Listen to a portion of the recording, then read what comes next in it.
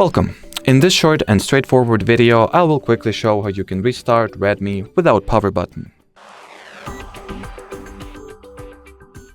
So to start, launch the Settings app.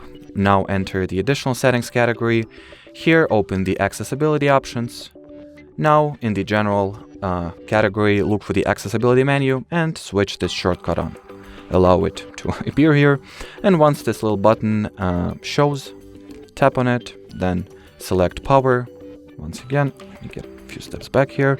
So tap on this Accessibility menu, then tap at the Power, which will launch the Power Off menu. Now simply drag this toggle to the reboot and release it.